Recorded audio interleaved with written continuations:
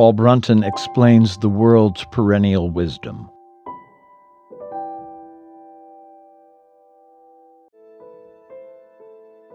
Mind alone is. Video Series 4, Video Number 8. Presented by the Paul Brunton Philosophic Foundation. The entries in this video in quotation marks are taken from Paul Brunton's writings. All others are from Discerning the Real through the Writings of Paul Brunton, an article by a PBPF board member, published in Ramana Ashram's Mountain Path, Fall 2014 issue. Mind, the void, and mind in itself are ways that PB refers to reality. Words used for it, the real, absolute, Brahman, etc., sound deceptively simple, yet seem unattainable, because the real is conceived as infinite and is beyond the reach of the usual ways of knowing. However, it is intimacy itself, what we are in the most fundamental sense of the term, and often termed the self. PB tells us that the real is always there. We live in it. The one mind is experiencing itself in us, less in the ego shadow and fully in the Overself, but does not alter its unity or change its character. End of quote.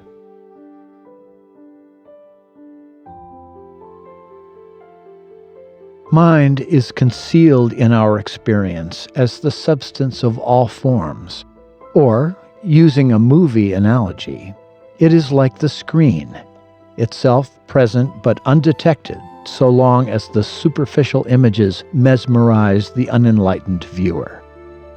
It is approached in mystical yoga by stripping away everything that is not purely it, and through this discrimination, sometimes referred to as neti, not this, not this. The meditative process is brought to the threshold of mind and rendered quiet and receptive. The unripe person often recoils in the face of its voidness. The ripe person surrenders and dissolves into it, never to be the same. PB assures us that it is not annihilation, so expected by materialists, for consciousness of a new kind still exists. It is not the merger so sought by absolutists, for individuality of a higher sort still exists. Here is a wisdom which trembles on the verge of speech and must forever remain unspoken.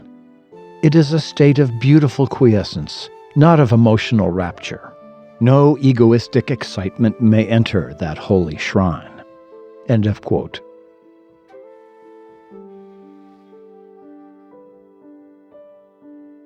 However, it would be incomplete to view the featureless void in the negative sense only, for it is all. Everything that ever manifests is prefigured in its formless nature. Mind is the essence of the changing universe. All finite beings and things are its fleeting expressions. In mind alone, we find the unity which underlies and contains everything, because it is everything. Only in this way is non-duality truly non-dual. Mind is pure awareness. Everyone experiences mind at every moment in its limited forms as the states of consciousness, waking, dream, and deep sleep. These states are the activity of mind, or in PB's language, ideas or thoughts, which term includes sensations, feelings, concepts, emotions, intuitions, images, actions, and visions. Anything and everything conceivable or perceivable can be understood as thinking or the functioning of mind. In the example of dream, the dreamer's mind remains unmoved and undisturbed, no matter what scenes it unfolds for the persons who appear within it and who are captivated by the drama.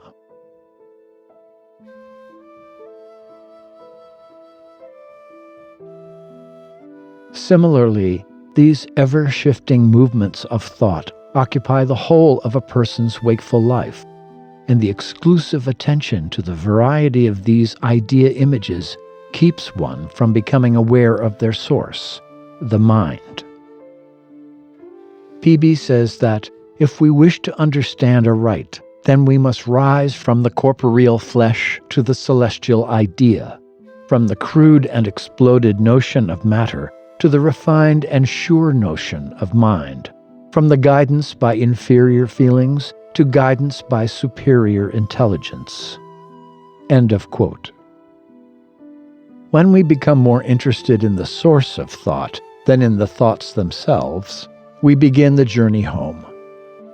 The undifferentiated mind, as it is prior to its activity that appears as the manifest universe, is accessed through both mystical trance and philosophic insight. If through trance, the ego and the world appearance will be temporarily annulled so long as the trance lasts. Once it is over, the mystic will be confronted once again with the ego-world dichotomy which, by comparison, will seem illusory to what was realized in the trance. But his or her life will remain challenging in many ways, for the advanced mystic is still not fully enlightened. It is not that the unchanging nature of mind is the real, and the world appearance is illusory. The illusion is not seeing that the world is mind. The true philosopher, PB's term for a sage, knows directly that the so-called illusory world is the form taken by reality itself. It is the activity of mind made manifest.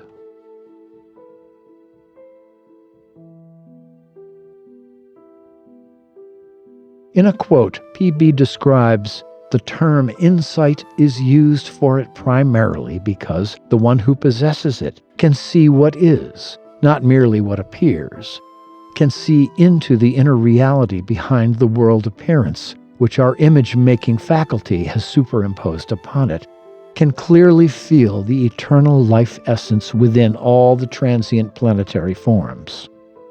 It is a function of the Overself, which the ancient hidden teaching originally called opening the eye of transcendental knowledge."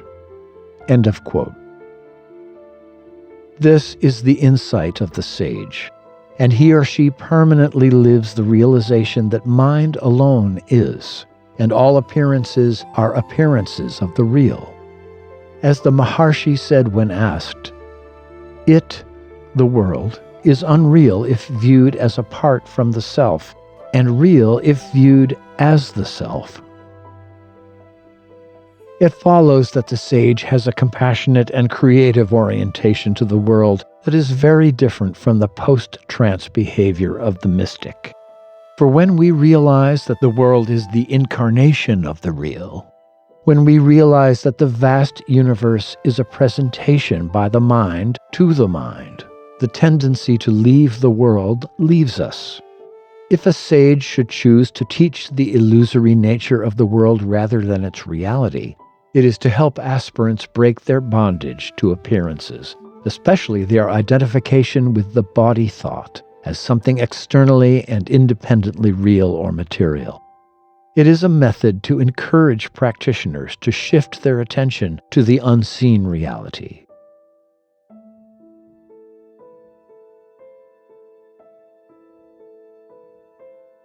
PB writes that reality is continuous with its appearance. Sages see everything in this multitudinous world as being but the mind itself, as easily as they can see nothing, the imageless void, as being but the mind itself whenever they turn aside into self-absorption. They see both the outer faces of all and the inner depths of their own self as being but the mind itself. Thus, they experience the unity of all existence. End of quote. PB begins his central teachings by demonstrating the reality of mind. The aspirant then understands that if something is believed to be other than mind, this is the mistake to be corrected through philosophic training. First, one must comprehend that so-called matter, something external and other than mind, is thought, and then realize that which thinks the world into appearance.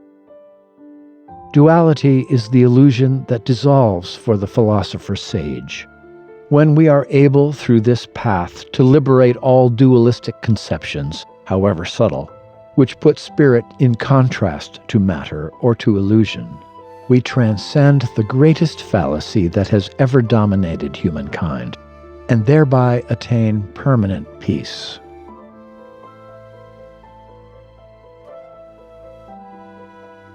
Quotes were taken from The Wisdom of the Overself and the Notebooks of Paul Brunton, Volume 16, Part 4, The Alone. Paul Brunton, 1898 to 1981, a best-selling British author of a dozen books, spent much of his early life researching the original sacred teachings of Western and Eastern spiritual traditions. He traveled the world to discover and communicate with Christian, Kabbalistic, Vedantic, Buddhist, Taoist, indigenous, and Sufi masters. Blending the richness of his own spiritual experience and inquiry with these ancient and contemporary teachings, he developed a philosophy and path of practice that suits life in the 21st century, one that expresses the greatest wisdom and love available to humankind. Regardless of how it is named, we each have a divine soul, an overself or higher self, that is with us here and now, waiting to be realized. Paul Brunton's writings are a source of deep spiritual guidance for all those interested in living a divinely inspired life.